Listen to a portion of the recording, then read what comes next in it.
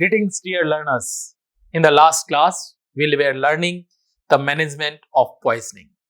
In that, we discussed the A, B, C, D, E of the immediate resuscitative measures. We learned extracorporeal membrane oxygenation, ECMO, and how to perform it, and the E of the ABCDE, that is evaluation of the patient. Under that, we must do all the remaining clinical and systemic examination, head to toe examination, and we must look for hypothermia, hyperthermia, rhabdomyolysis, acid-base disorders, convulsions, agitation, movement disorders, and electrolyte disturbance. We also learned their diagnosis and the management in the last class. So we finished learning the immediate resuscitative measures. Today we shall learn the second step, that is the removal of unabsorbed poison from the body. For the removal of unabsorbed poison from the body, we may perform decontamination according to the route of administration. That is, for inhaled poison, for injected poison, for contact poison, and for ingested poison. Under these headings only, we shall learn how to remove the unabsorbed poisons. In case of inhaled poisons like carbon monoxide, hydrogen sulfide, and others, remove the patient into the fresh air shall be the first step. Then clear air passages of mucus by postural drainage or by aspiration. Then endotracheal intubation can be done if it is necessary. Artificial respiration and oxygen shall be given at a rate of 6 to 8 liters per minute. If there is a bronchospasm, then aminophylline in the dose of 250 to 500 milligram slow IV shall be given, and beta-2 agonist as inhalational dose shall be given. Oral or parenteral corticosteroid may also be given for the bronchospasm. Diuretics is needed if there is pulmonary edema and difficulty in the breathing. Then monitor the patient for the respiratory distress, manage all the vitals, and correct accordingly.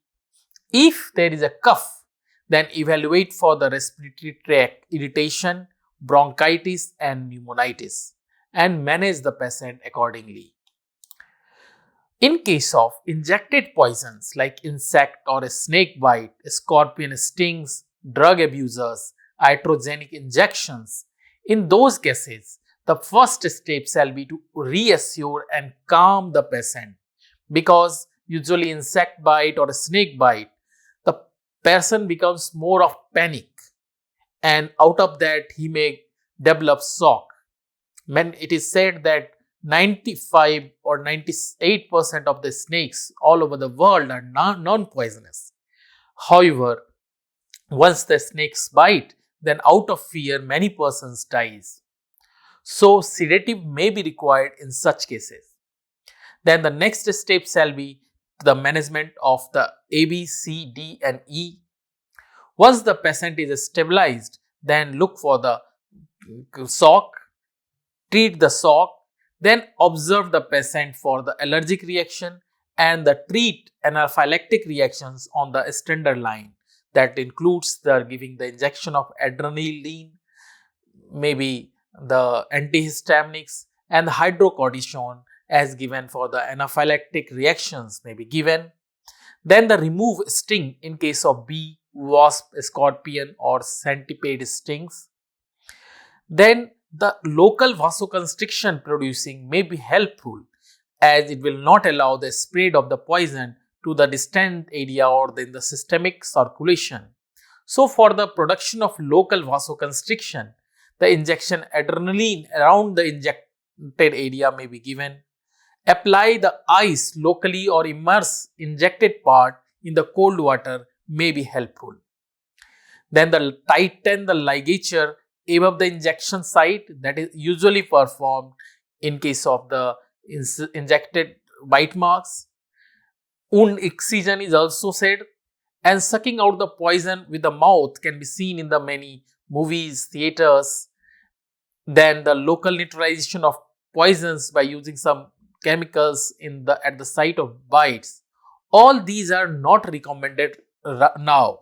This shall be kept in mind, because these all, rather than helping or correcting the problem, may cause the other problems as well. So, ligature shall not be applied above the injection site, wound shall not be excised, or sucking out of the poison shall not be done, or the local chemicals applications shall also be avoided. We will be coming the details of it when we will be taking animal poisons, including a snake bite. Then the contact poisons. Contact poisons which can come to the contact, especially on the eyes and the skin. So when the contact happens with the eyes, then the step should be irrigate the eyes copiously with the water for at least 15 to 20 minutes with the normal saline or water. So water or normal saline is a very important in case of the contact over the eye region. Don't use any acid or any other chemical, alkaline or any irritating solution in the eyes. As a first aid measures at the home, a victim of a chemical burn should be instructed to place his face under the running water or in a shower while holding the eyelids open. And during the transportation, the patient is advised that face should be immersed in a basin of water while ensuring that the patient doesn't inhale the water. So the basic, all the step are the water that should be sprinkled in the eyes, so when you get contact or the exposure of chemical on the eyes. If the contact lens you are applying, so you shall remove the contact lens and then do those maneuvers. Then when the contact poisons come in contact with the skin, I already discussed you the case of the phenol poisoning, where a three person that were riding on the bike skidded and fell in a liquid that was dropped by a truck that passed just before, carrying the phenol compound, and they all had the around 10 to 15% of the body surface area that got involved. But when they were taken to the hospital, the doctors treated on the line of burn, but as they did not had much idea of the chemical and the absorption or through the chemical, the poisoning effect led all the three to die within a day. That was the basic case of the dermal poisons like phenol. So cutaneous absorption is a common occurrence, especially with reference to the industrial and agricultural substances such as phenol, hydrocyanic acid, aniline, organic metallic compounds, phosphorus, and most of the pesticides. The following measures can be undertaken to minimize absorption. Exposed persons should rinse with the cold water and then wash thoroughly with a non-germicidal soap. Repeat the rinse with cold water. Corroded areas should be irrigated copiously with water or saline for at least 15 minutes. Don't use any neutralizing solutions. Like in case of acid, we may say that alkali to be applied. In case of alkali, acid to be applied. So such type of things shall not be done. Then remove all the contaminated clothes. It is preferable to strip the patient completely and provide fresh clothes or cover with a clean bed sheet.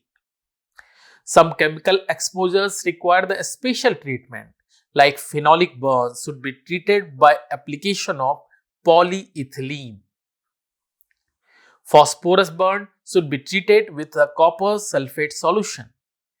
For hydrofluoric acid burns, use of the intradermal or intraarterial calcium gluconate decreases the tissue necrosis. For the tar, bitumen and asphalt burn, First, irrigate the affected skin with cold water and then clean and apply solvents such as kerosene, petrol, ethanol, and acetone. However, since these substances can not only be locally cytotoxic but also be absorbed through the skin, the solvents such as kerosene, petrol, ethanol, and acetone, they can itself may be locally cytotoxic. So, it is preferable to use mineral oil, petrolatum, or antibacterial ointment as in a petroleum base. Prolonged irrigating applications may be required with these of the petroleum base, mineral oil, and the antibacterial ointment. The most effective and the safest solvent is said to be Medisol. Dissolve it. This preparation consists of 70% petroleum distillate, 25% limonene, that is orange oil, 2 to 3% lanolene, and 1% dioctyl sodium sulfosuccinate. So, this is the way we shall manage the contact poison at initial stage. Then for ingested poisons, for the removal of ingested poisons, the various methods are available that includes emesis, gastric lavage, catharesis, whole bowel irrigation, endoscopic gastroscopy or surgical removal of the poison, that is gastrotomy. We shall be taking all of them one by one. The first is emesis. Emesis, that is the vomiting. And emetic is a substance that induces vomiting when administered orally or by injectable route. The only recommended method of inducing a poisoned patient to vomit is the administration of syrup of ipecacuanha or the ipecac, and ironically, it is not easy to procure it in India. However, the initial enthusiasm associated with the ipecac in the 1960s and 70s in Western countries has declined substantially in the recent years owing to the doubts being raised as its actual efficacy and safety.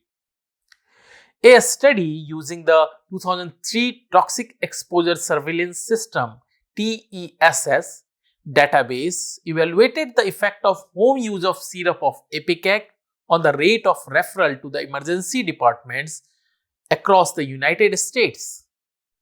The study found that there is no reduction in the referral to the emergency department nor any improvement in the patient's outcome from the administration of syrup ipecac in the home.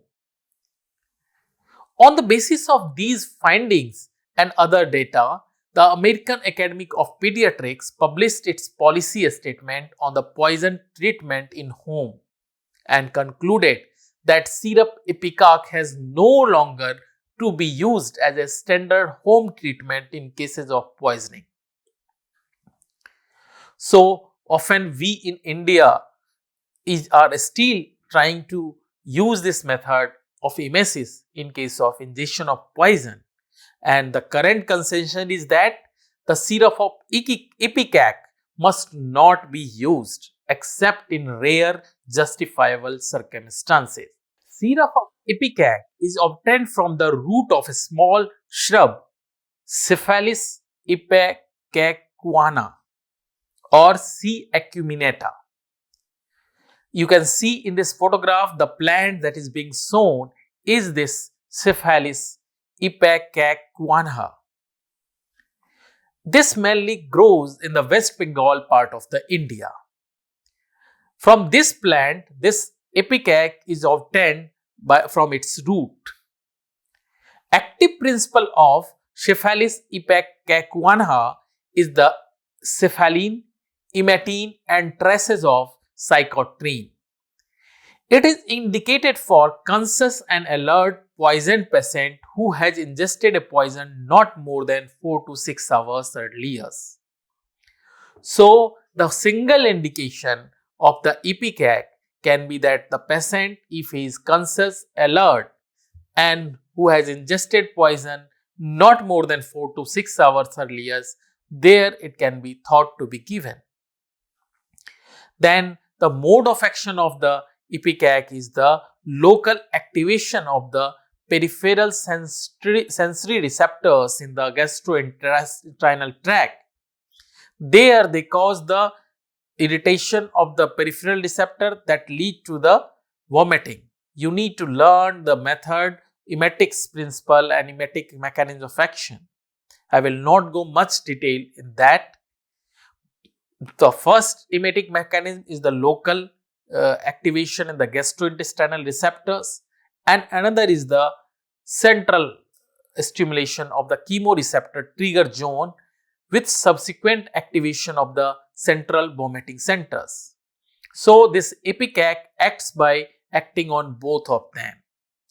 It shall be given in the dose of 30 ml for the adults or 15 ml in the child, followed by 8 to 16 ounces or 200 to 250 to 500 ml approximately of the water. The patient should be sitting up while giving it. If vomiting doesn't occur within 30 minutes of this given, then repeat the same dose once more. If there is still no effect, perform a stomach wash to remove not only the ingested poison but also the EPICAC that has been consumed. However, the therapeutic dosage of EPICAC recommended were not really harmful. Then contraindications to give the emetics are same as those for the gastric lavage, which includes absolute and the relative contraindications. Absolute contraindications means those conditions where this should not at all be done. Then whereas relative contraindications are those conditions where it may be done with certain precaution in case of necessity. Relative contraindications for the emesis is very young child of less than 1 year of age or very old debilitated patient, pregnant woman, patient with a heart disease, bleeding diathesis, ingestion of some cardiotoxic poison is also a contraindication, as we will come to know the complications of the emesis, where we will know this can cause the cardiac issues. Time lapse of more than 6 to 8 hours is also the relative contraindications for the poison. Then absolute contraindications for the emesis are convulsion or ingestion of convulsant poisons, impaired gag reflex, comatose patient, foreign body ingestion, corrosive ingestion, ingestion of petroleum distillates, and those drugs which can cause altered mental status like phenothiazines, antihistaminics, opiates, ethanol, benzodiazepines, tricyclics are all absolute contraindications of the giving emetics. Apart from that, all the poison that themselves are the emetics are also absolute contraindications. Then complications of the emetics. As I told you, the main complication with the emetics are the cardiotoxicity, that it can cause bradycardia, atrial fibrillation and the myocarditis. Another complication is the aspiration pneumonia. So, it shall not be given in those poisons where there is the risk of the aspiration and the aspiration pneumonitis, like inhalational poison, kerosene and the comatose conditions and all those that we talked earlier. Then the another complication that can happen with the emesis are the esophageal or mucosal or the stomach mucosa tear, that is Mallory Weiss tear, due to protracted vomiting. So, the emetics shall be basically avoided in the management of poison patients unless it is the necessity and the patient has presented within 1 to 2 hours or 4 to 6 hours. Apart from the emetics, the other emetics that has been recommended, that only other acceptable emetics is the apomorphine. Though many toxicologists don't advocate its use today. Given subcutaneously, it causes vomiting within 3 to 5 minutes by acting directly on the chemoreceptor trigger zone. The recommended dose is 6 mg for the adult and 1 to 2 mg for the child. Since apomorphine is a respiratory depressant, so it is contraindicated in all situations where there is likelihood of CNS depressions. In some cases, the stimulation of the posterior pharynx with a finger or blunt object may induce vomiting by provoking the gag reflex. This is very commonly used. You can also try, if you put your finger in the posterior pharynx, there is a tendency to vomit and it can even give you the vomiting.